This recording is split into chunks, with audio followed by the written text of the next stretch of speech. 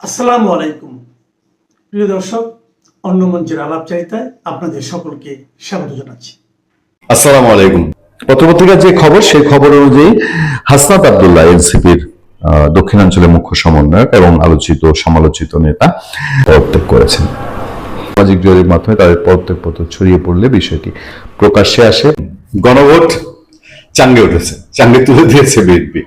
বিএনপির যেরকম সাত ঘাটের পানি খাওয়া ইউনূস এবং জামাতে ইসলাম গণভোটে যেতে বাধ্য করছে, এবং গণভোটের সবচেয়ে ইন্টারেস্টিং ঘটনাটা ঘটিয়েছিলেন আমাদের বর্তমান প্রধানমন্ত্রী বিএনপি চেয়ারম্যান জনাব তারেক রহমান। তিনি ইলেকশন ক্যাম্পেইন শুরু করলেন সিলেট থেকে, এবং একই সাথে গণভোট এবং জাতীয় নির্বাচন। তিনি জাতীয় নির্বাচনে ধানের শীষে ভোট চান, কিন্তু গণভোটে তিনি ভোট চান না। একদিন নিশ্চয়ই প্রকাশ হবে যে কোন একটা হুমকি ধমকি ছিল কিনা এরকম, যে তারেক রহমান যদি হার পক্ষে ভোট না চায় তাহলে জামাত নির্বাচন থেকে সরে যাবে বা জামাত যাবে না নির্বাচনে, অথবা ইউনূস সরকার ক্ষমতা নিয়ে প্রস্তান্তর নিয়ে টাল্টিবাল্টি করবে, এরকম প্রেক্ষাপট কিনা যায় না। তবে তারেক রহমান বাধ্য হয়ে এসে খুব সাবলীল ভাবে জীবনে একবারই মানে এই পর্যন্ত একবারই তিনি গণভোটে হার পক্ষে ভোট চেয়েছিলেন। আর এখন তো পুরোই পুলটি, ওই যে সাত ঘাটের পানি খাওয়াইছে, এখন এবার আসো আমার হাতে, এবার চাবিকাঠি, এবার স্পষ্ট জানাই দিচ্ছে। আইনমন্ত্রীও বলতেছেন, স্বরাষ্ট্রমন্ত্রী মূলত বিএনপির এই যে সংবিধান সংস্কার হ্যান ত্যান সোকল্ড আগে ঐক্যমত্য, এগুলোর মূল মুখপাত্র কি পার্সন হচ্ছেন স্বরাষ্ট্রমন্ত্রী মোহাম্মদ সালাউদ্দিন আহমেদ। তিনিও বলছেন যে এই গণভোট এটা অকার্যকর হয়ে গেছে, এটা নিয়ে আর এখন বলা বলির কিছু নাই, এবং এটার কি কি প্রবলেম আছে আমার ধারণা যে সংসদে বিএনপি একদম ফাটায় ফেলবে। জামাতে ইসলামী যতই পাওমাও করুক, আলটিমেটলি গণভোটে সে ফাইনালি গণভোট নিয়ে যে সংসদ ছেড়ে দিবে, এমপিত্বের মজা ছেড়ে দিবে, তেমন হবে না। এসব নিয়ে এখন আমাদের সামনে একটা আয়োজনে বলা হচ্ছে গণভোট অধ্যাদেশ বাতিল হচ্ছে, উঠবে না সংসদে উঠবে না, পাশ হবে কোত্থেকে।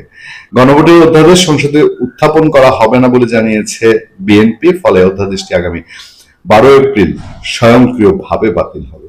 বিএনপি বলেছে অধ্যাদেশ ব্যবহার করে গণভোট হয়ে যাওয়ায় ভবিষ্যৎ ব্যবহার না থাকায় অধ্যাদেশটি পাশের প্রয়োজন নেই। এতে 12 ফেব্রুয়ারি গণভোট অবৈধ হবে না।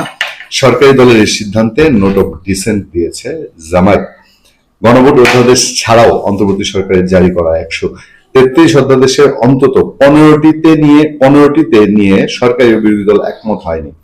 সরকারি দল মানবাধিকার কমিশন, বিচারপতি নিয়োগ, গুম প্রতিরোধ, দুর্নীতি দমন কমিশন অধ্যাদেশে পরিবর্তন আনতে চায়, এতে আপত্তি করে নোট অফ ডিসেন্ট দিয়েছে জামাতে ইসলামী। রোববার রাতে জাতীয় সংসদে বিশেষ কমিটির সভার সূত্রে এই তথ্যগুলো এসছে। আগামী 2 এপ্রিল কমিটি প্রতিবেদন দেবে সংসদে।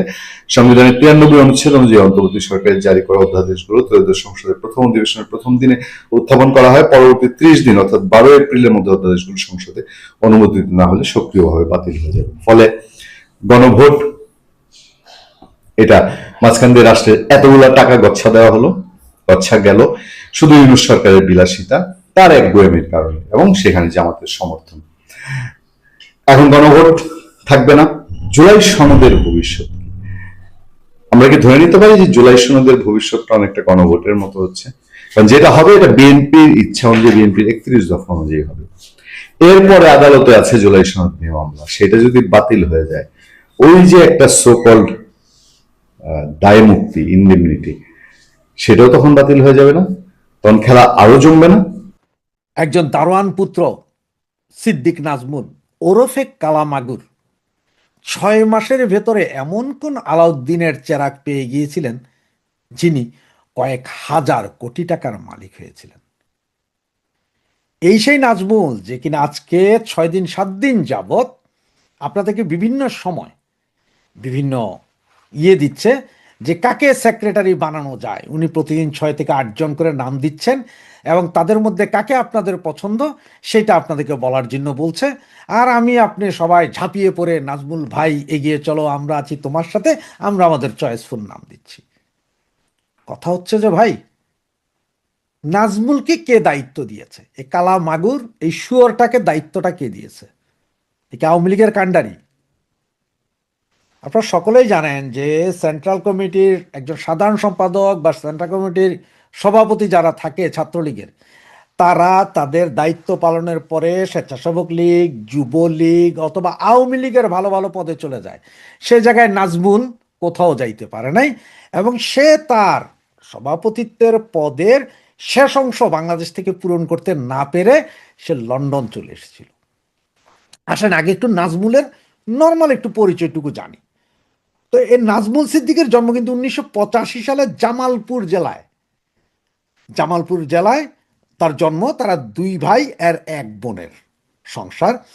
তার বাবা মানে নাজমুলের পিতা, উনি ছিলেন জামালপুরের খাদ্য গুদামের একজন নাইট শিফটের গার্ড, ক্লাস 8 পাস, 8ম শ্রেণী পাস অনলি, নাইট গার্ড ছিলেন।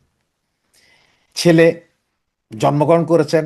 এরপরে নাজমুল সেখানে জামালপুর জেলা স্কুল থেকে মাধ্যমিক এবং পাশ করে উচ্চ মাধ্যমিকে ভর্তি হয় জামালপুর আশেক মাহমুদ কলেজে।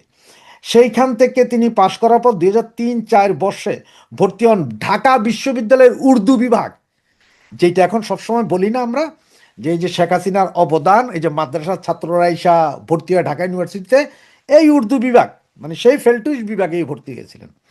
ভর্তি হয়ে কালামাগুর তো টোটাল ধান্দাবাজ। সেই ধান্দাবাজি কইরা সে যা সূর্য সেন হলের মোটামুটি একটা পদবিতে প্রভাবে আসেন। এরই মধ্যে ছাত্রলীগের কিছু নেতা, দুর্নীতিগ্রস্ত নেতাদের হাতে পড়েন।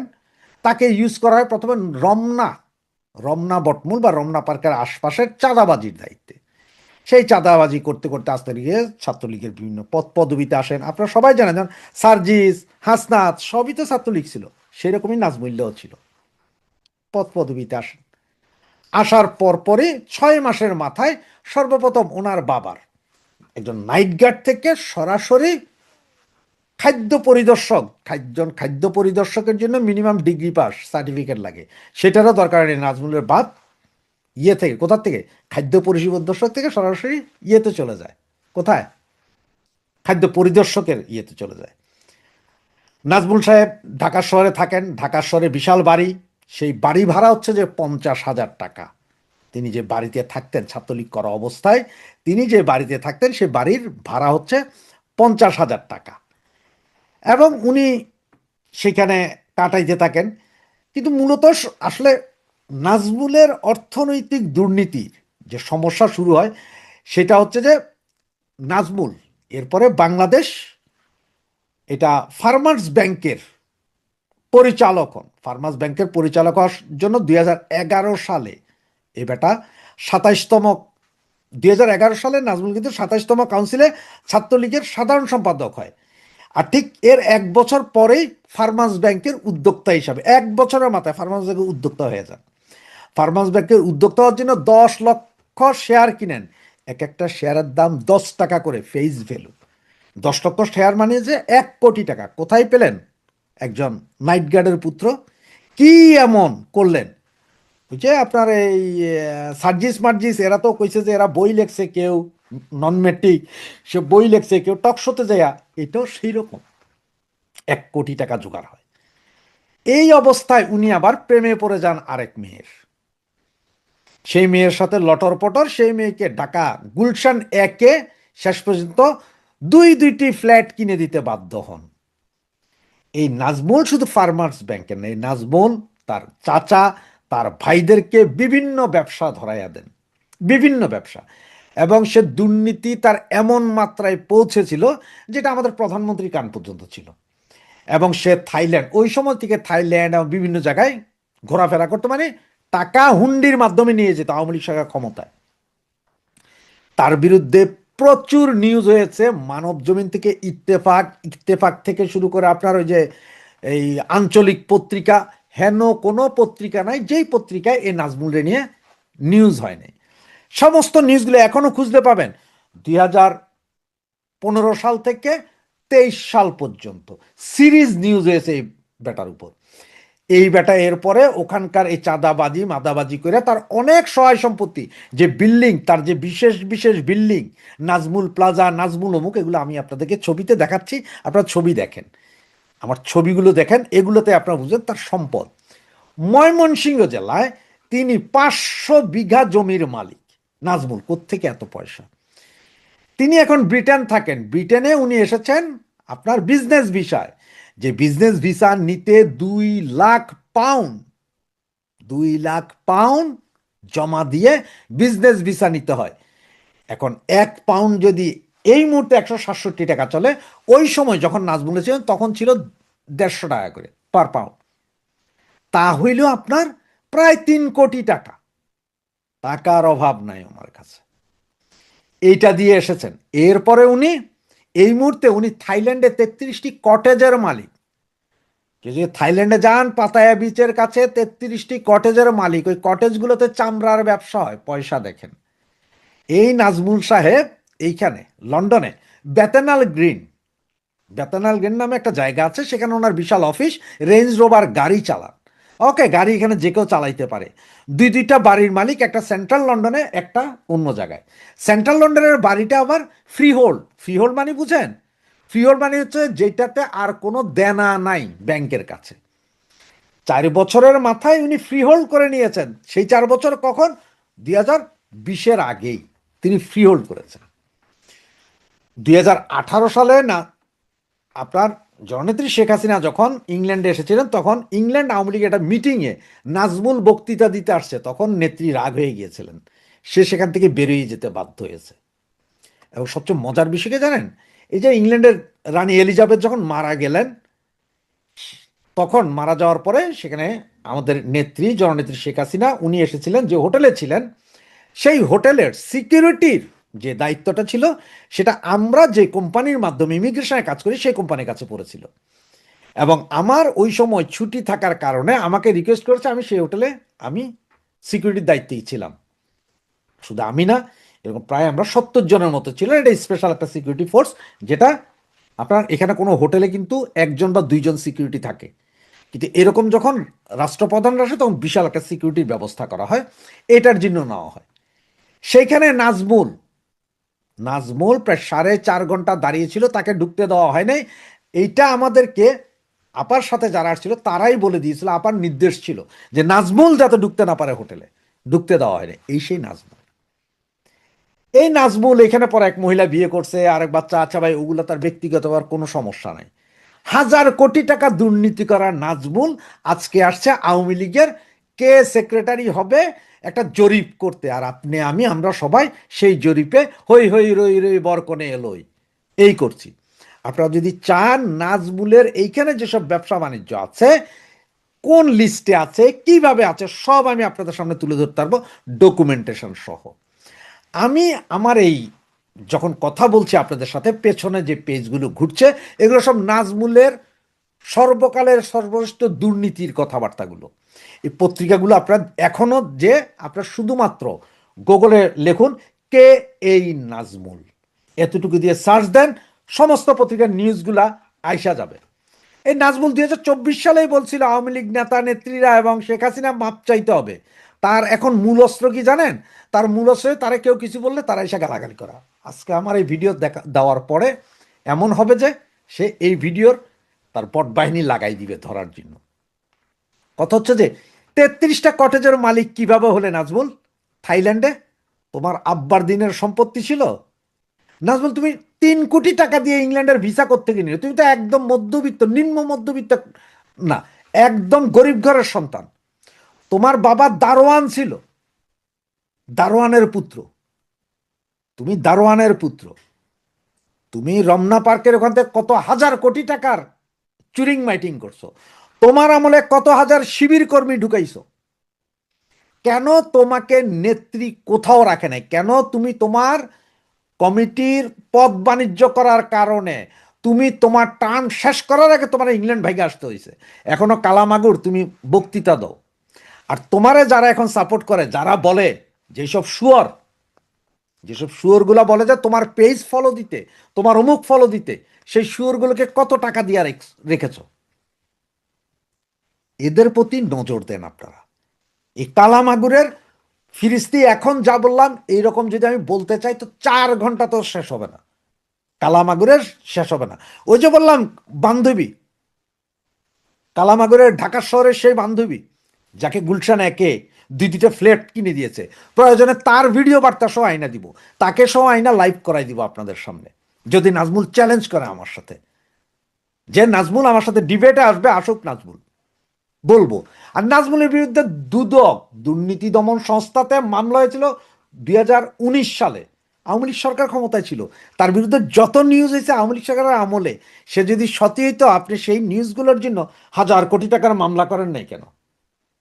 কেন ওত পেতে এখানে বসেছিলেন? কেন আপনাকে নেত্রীর মিটিংয়ে বক্তৃতা দেওয়ার জন্য দেওয়া হয়নি? নেত্রী নিজে ওইটা খেপে গেছিল।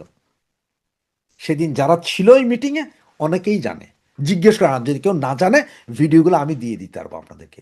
সেই নাজমুল এখন আসছে আওয়ামী লীগের কাণ্ডারি হইতে, তিনি অনেক কিছু বুঝান। নেত্রী আপনি যদি ডাকেন আমি এখনই যাব না, নেত্রী বারবার বলেছে তুই যাস না কেন? নাজমুলের ওইটা যারা চুষতে থাকেন তাদের বলি যে নাজমুল্লার পাল্লায় পড়েন না, এ নাজমুল না, এরকম আরো 10-12 জন আছে, প্রত্যেককে নিয়েই একটা করে ভিডিও করব। যে মুক্তিযুদ্ধে হিন্দুদের শহীদের তালিকায় হিন্দুদের সংখ্যাটা কম এবং সবচেয়ে বেশি নিপীড়িত হয়েছে, বেশি বিপজ্জনক অবস্থায় ছিল বাংলাদেশের হিন্দু সম্প্রদায়। শুধু হিন্দু না, সংখ্যালঘু যত সম্প্রদায় রয়েছে, কোনো সন্দেহ নেই যারা আওয়ামী লীগের পক্ষে ছিলেন, মুক্তিযুদ্ধের পক্ষে ছিলেন, তারা নির্যাতিত নিপীড়িত ছিলেন, কোনো সন্দেহ নেই। এবং আপনি অপ্রিয় হলেও একটা সত্য কথা বলেছেন, যে এই দেশের 99% হিন্দু তখন শরণার্থী হয়ে গিয়েছিল। তবে একটা বিষয় কিন্তু আমার আপত্তি আছে, ধর্ষণের সংখ্যার দিকে একটা হইলেও কিন্তু মুসলমান বেশি। এটা আমার গবেষণা। আমি খুলনায় একজন পাক হানাদার বাহিনীর যে রক্ষিতা ছিল তার সাথে দেখা করেছিলাম। এটা আমার ফেসবুকে আজ থেকে 6-7 বছর আগেই লেখা আছে। তার কাছে আমি গিয়েছিলাম, কোনোভাবেই তার মুখ খোলানো যায় নাই। অদ্ভুত ব্যাপার, আমাকে কি বলেছিল জানেন? কয় আমি বেঁচে থাকতে যদি সরকার পরিবর্তন হয়ে যায় তখন আমার কি পরিণতি হবে? তুমি যে আমার কাছে আসছিলা বাবা। সে আমাকে কোনো কথা বলে নাই, যদিও অল্প কিছু বলেছিলেন, কিন্তু সাক্ষাৎকার দেন নাই, সামনে আসেন নাই। তিনি বলেছেন, আমি বলছেন এগুলো যদি আমি লিখি, আমি না করবো, আমি বলি নাই, তোমার বলি নাই আমি। ঠিক আছে, আমি আমার বরিশালের এক বন্ধু ছিল, তিনি আমাকে, বড় ভাই এবং বন্ধু, তিনি আমাকে তাকে পরিচয় করে দিয়েছিলেন। তার বাড়ির পাশেই তার বাড়ি। আমাকে বলছে ফরিদ এটা কিন্তু এই। আমি বললাম দাদা এর সাথে আমার পরিচয় করে দিতে হবে, আমি তার সাথে কথা বলতে চাই। তারপর তার ভাগ্নি, তার সাথে একটা খাতির ফালাইলাম। উনি তো চালাক মানুষ, বুঝেন নাই, বুঝে ফেলছিল আমার উদ্দেশ্য। প্রথমে অনেকে ভাবছে যে আমি তার ভাগ্নির সাথে হয়তো প্রেম করতে যাচ্ছি, আসলে তা না। আসলে আমার উদ্দেশ্য ছিল তার ভাগ্নির মাধ্যমে তার কাছে পৌঁছা। ঠিক আছে, এবং তার কাছে এই তথ্য না। পরে আমার একদিন বলছে যে, মানে আমাকে, তিনি তার ভাগ্নি আমার মামা, আমার ভাইয়া ডাকলো, তিনি আমারও, আর ওই ওই হিসেবে তিনি আমার ভাই বলছেন, যে ছোট ভাই তুমি কোন উদ্দেশ্যে আসছো আমি বুঝতে পারছি। আমি তো, আমার মুখ থেকে কথা বের করা যাবে না, কারণ তুমি তো দূরের কথা, বড় বড় সাংবাদিক দেশি বিদেশি আসছে, আমি বলি নাই, মুখ খুলি নাই। চিন্তা করে দেখেন কি ভয় তার কাজ করেছে, যে কি ভয়ঙ্কর। এবং দেখেন তার কথা সত্য হয়ে গেল আজকে। এখন তিনি বেঁচে আছেন কিনা আমি জানি না। যাই হোক, যেটা বলতেছিলাম, আপনি ঠিকই বলেছেন, এই দেশের অধিকাংশ মুসলমান, হিন্দু, সনাতনীরা এবং সংখ্যালঘুরা ভারতে আশ্রয় নেয়, যার কারণে আপনার এইখানে ধর্ষণ করার কারা বাকি থাকে? বাকি থাকে যারা মুসলমান। সেই জন্য আমাদের বাংলাদেশে একটা কথা আছে, ওই একটা মুক্তিযুদ্ধের ব্যাপার একটা গল্প আছে, কয় বুলবুলি নিয়ে আসো। বুলবুলি মানে মেয়ে মানুষ। বলছে বুলবুলি আনো, কয় বুলবুলি তো নাই, সব পালাই চলে গেছে। কয় তোর ঘরে বুলবুলি নাই? কার ঘর এটা? মুসলমানের ঘর। সবচাইতে দুঃখজনক কি জানেন? রাজশাহী বিশ্ববিদ্যালয়ের ভিসির স্ত্রীকে একবার বলা হয়েছিল, এটা আমি কোন বইয়ে পড়েছিলাম আমার মনে নাই, এটা যারা মুক্তিযুদ্ধ নিয়ে গবেষণা করেন সবাই তো জানেনি, এবং যারা বিদগ্ধ পাঠক তারা তো জানেনি। রাজশাহী বিশ্ববিদ্যালয়ের সেই ভিসির ওয়াইফরে যখন জিজ্ঞেস করলো যে ম্যাডাম আপনি একটু, আপনার সাথে পাক বাহিনীদের পরিচয় আছে, তাদের গিয়ে একটু বলেন তারা যেন এত অত্যাচার নির্যাতন নারীর উপর না করে। সেই ভিসির ওয়াইফ বলেছিলেন, দেখেন সর্বোচ্চ শিক্ষিত মানুষের ওয়াইফ, তিনিও শিক্ষিত, তিনি বলেছিলেন পাক বাহিনীরা আসছে, বউ ছাড়া এরা থাকবে কেমনে একা? আলাপ শুনছেন? এইরকম নির্মম। তাহলে অশিক্ষিত বর্বর যারা আলবদর রাজাকার ছিল তারা কি করেছে গ্রামে? আল সামসারা কি করছে? ভয়াবহ ব্যাপার। তো তখন এই মুসলমানরাই ধর্ষণ হয়েছে, এটা মুসলমানরা লজ্জায় স্বীকার করে না। কিন্তু এই যে এত পাক বাহিনীর, মানে পাকিদের পেয়ারা পাকিস্তানি হওয়ার কারণে বোঝা যায় যে আসলে ধর্ষণ বেশি হয়েছিল। যেমন আমি একটা উদাহরণ দিয়ে থাকি, যে আমার একজন মাসি ছিল, তিনি আমাকে বলেছিলেন, তিনি নিজে আমাকে বলেছিলেন, আমার ঘনিষ্ঠ একজনের মা, তিনি এক জায়গায় তার নামও বলে ফেলেছিলাম, পরবর্তীতে বলেছিল এটা তার নামটা বলা ঠিক না, তাই নামটা আবার আমি উল্লেখ করলাম না। এই তো কিছুদিন আগে তার পরিচয় দিয়ে দিয়েছিলাম আমি।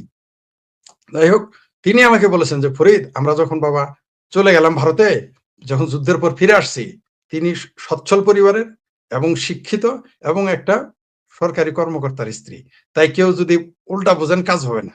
ঠিক আছে? তিনি একজন, আবারও বলি, বাংলাদেশের একজন পুলিশ কর্মকর্তা, সেই সময়ের একজন ঊর্ধ্বতন পুলিশ কর্মকর্তার স্ত্রী তিনি, এবং তিনি সচ্ছল মানুষ, তার বাপও জমিদার, তিনিও জমিদার, তার সন্তানরাও জমিদার। যাই হোক, এমন না যে তিনি পয়সার জন্য বলবেন, এটা আবার কেউ মনে করেন না। যাই হোক, তিনি আমাকে বলেছেন যে ফরিদ, আমরা যখন চলে গেলাম ভারত থেকে ফিরে আসলাম, সব আমার আশেপাশের মা খালারা, চাচিরা, মাসিরা, পিসিরা, মানে মানে মুসলমানদের কথা বলতেছে, কারণ হিন্দুরা তো চাচি চাচি বলে না, খালা বলে না, তারা মাসি পিসি বলে। কয় আমাদের জড়ায় ধরে একান্ত, কয় তোরা তো চলে গেছিলি, বাইসে গেছস, আমরা রক্ষা পাইলাম না। আমি ঘরে বাপ ভাইরে ঘরের বাইরে রেখে পাক ভাইনিরা আমাদের ঘরে আমাদের নিয়ে থাকতো। এটাই অপ্রিয় হলেও সত্য ইতিহাস। এটাই বাংলাদেশের ঘরে ঘরে সত্য ইতিহাস। যার জন্য মুসলমানরা এটা এমনি নারী ধর্ষণকে মানুষ স্বীকার করতে চায় না। এই যে এখন এই মুহূর্তে, আপনি কি জানেন, এই মুহূর্তে মুক্তিযুদ্ধের পক্ষের মানুষ এবং আওয়ামী লীগের যারা, তাদের পাইকারি ধর্ষণ করতেছে। এগুলো আমি ৬ মাস পরে, মানে অর্থাৎ এই ইউনূস সরকারের ৬ মাস পরে থেকে এটা বলে আসতেছিলাম, মানুষ বিশ্বাস করে নাই। পরে মানুষ বিশ্বাস করা শুরু করেছে। মানুষ এটা স্বীকার করতে চায় না। আর ৭১ তো আরো করবে না। এইদিকে মুসলমানেরা ধর্ষিতার সংখ্যা মুসলমানদের বেশি, কিন্তু নিহত, হত্যা হওয়া, খুন হওয়া, শহীদ হওয়ার সংখ্যা হিন্দুরা বেশি।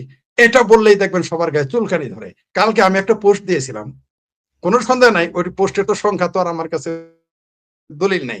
আমি বলেছিলাম ৩০ লাখ যদি শহীদ হয়ে থাকে, তার মধ্যে ২০ লাখ হিন্দু ছিল। ওরে বাবা, মানে দুই একজন কলকাতার হিন্দুরাও চিৎকার চেঁচামেচি শুরু করছে, আর চিঙ্কুবাম মিলেমিশে চিৎকার শুরু করেছে, এই সংখ্যা সঠিক না, কই পাইলাম, এটা কোথায় পাইলাম, তথ্য কোথায় পাইলাম, ইত্যাদি ইত্যাদি।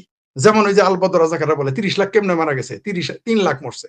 আর ভারতের এক বাম ছিল, নাম ছিল তার আর কি বসু যেন, ভুলে গেলাম নামটা এখন, তিনি এখন আমেরিকায় থাকেন, নেতাজি সুভাষ বসুর নাতি নাকি ভাতিজি, তিনি বলেছেন বাংলাদেশে নাকি মানুষ মরছে ২৫,০০০। এই অরুন্ধতী রায় আরেক বাটপার চিঙ্কুমাম, এই অরুন্ধতী রায়ও বলেছে বাংলাদেশে নাকি পাক বাহিনীরাও ৭১ কোনো হত্যা করেনি। এই অরুন্ধতী রায়কে পৃথিবীতে যেখানে আমি পাবো কোনোদিন মুখোমুখি হইলে দেখা যাবে সেই দিন। এই অরুন্ধতী রায় বাংলাদেশে যদি কোনোদিন আসে, আমার সাথে দেখা হয়, এটা তো বাংলাদেশে ঢুকতেই দিব না। এবং আমার সাথে যেদিন দেখা হবে, চিন্তা করে দেখেন, এই চিঙ্কুবামদের আম্মা খালা হয় এই অরুন্ধতী রায়, যে বলেছে নিঃশর্ত ভাবে আমি ইরানের পক্ষ নিলাম। এই চিঙ্কুবাম অরুন্ধতী রায় বলেছে বাংলাদেশে ৭১ পাক বাহিনীরা কি বাংলাদেশে মানুষ মারে নাই। এখন তো শেফুদার মতো গালি দিতে ইচ্ছে করে, এই জন্য মাঝে মাঝে শেফু হওয়া দরকার, গালি দিতে ইচ্ছা করে মাঝে মধ্যে। চিন্তা করে দেখেন কত বড় পথ। সে কি অশিক্ষিত? সে তো মুসলমানও না, সে তো পাকিস্তানেও থাকে না, ভারতের নারী, একজন বুকার পুরস্কার প্রাপ্ত, যার বই আমরা the god of small things, এই বইটা কতবার যে পড়েছি। আরে বাবারে বাবা, কত আমরা খুশি হইলাম আমাদের এই উপমহাদেশে একজন পুরস্কার পেয়েছে। এই বদমাইশ জেনে বুঝে এরা মিথ্যা কথাটা বলো বাংলাদেশে নাকি পাক বাহিনীরা, এটা তো পাকিস্তানিরাও কোনোদিন বলে নাই। এই কথাটা কোনোদিন পাকিস্তানিরাও বলে নাই যে পাক বাহিনী বাংলাদেশ অত্যাচার করে না ৭১।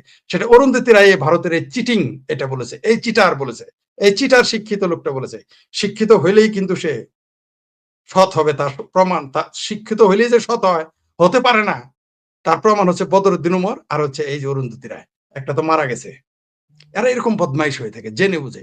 তো আপনি যেটা বলেন, এইখানে যে আমাদের এটা স্বীকৃতি দিতে আমরা লজ্জা পাই, কারণ যদি আমরা স্বীকৃতি দেই হিন্দুদের অবদান বেশি, তাহলে হিন্দুদের অধিকার দিতে হবে। সেটা তো বাংলাদেশের মানুষ দিবে না, বাংলাদেশের মানুষ সেটা দিতে রাজি না, এমনকি খোদ আওয়ামী লীগ দিতে রাজি না। অপ্রিয় হলেও এই কথা সত্য, আওয়ামী লীগের সবাই না, অনেকেই দিতে রাজি না।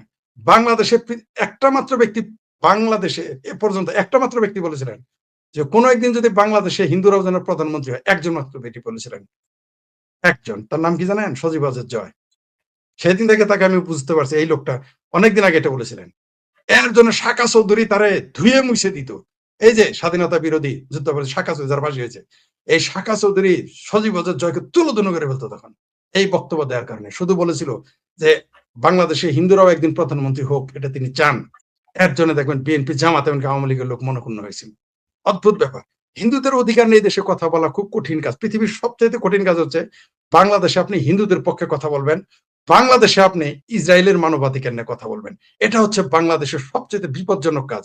আপনার রাজনৈতিক কেরিয়ার, আপনার চাকরির কেরিয়ার, আপনার ব্যবসার কেরিয়ার, আপনার সকল কেরিয়ার ধ্বংস হয়ে যাবে। কিন্তু আমি সেটা বলি এবং বলবো, যেটাও বাংলাদেশের প্রেক্ষাপটে, বাংলাদেশের নাগরিক হয়ে বা বাংলাদেশের যে বাংলাদেশে বাংলা ভাষাভাষী মানুষের সামনে এই ইসরায়েল প্রসঙ্গে কথা বলা আরো বিপজ্জনক। এখানে আপনার পক্ষের লোক আপনাকে ধরবে, আপনার পরিবারের লোক আপনাকে অ্যাটাক করবে না জেনেই। কিন্তু তাদের ইসরায়েলের কথা আসলেই তারা প্রথমে তার বিপক্ষে চলে যায়। কেন? কি কারণ? কারণ হচ্ছে যে ইসরায়েল নাকি গণহত্যা চালায়। আমি যদি তাদের প্রশ্ন করি, এই পৃথিবীতে পাকিস্তান বেশি মুসলমান মেরেছে না ইসরায়েল? জবাব দিবে না, তখন ইনিয়ে বিনিয়ে ওই দিক চলে যাবে। আমি যদি প্রশ্ন করি, সৌদি আরব যে ইয়েমেনে 5 লক্ষ মানুষ মরে ফেললো, দুবাই যে লক্ষ লক্ষ মানুষ মেরে ফেললো, তখন আপনার মানবতা কোথায় ছিল? তখন বলবে, বামপন্থীরা বলবে আমি এটা জানি না, তখন আর জানে না, ওইটা আর জানে না। মানে ওই যে বাংলাদেশের বামপন্থীরা যেমন ভারতে গিয়ে, বাংলা ভাষীরা ভারতে গিয়ে সেকুলার হয়ে যায়, তাদের সব মনে থাকে তাদের দাদার কি ছিল, নানার কি ছিল, নানির কি ছিল, নানার কি ছিল, দাদের কি ছিল, মাসি পিসির কি ছিল, কোন ঘরে কয়টা গরু ছিল, কোন পুকুরে কয়টা মাছ ছিল, কি কি মাছ ছিল, রং কি, সব মনে আছে।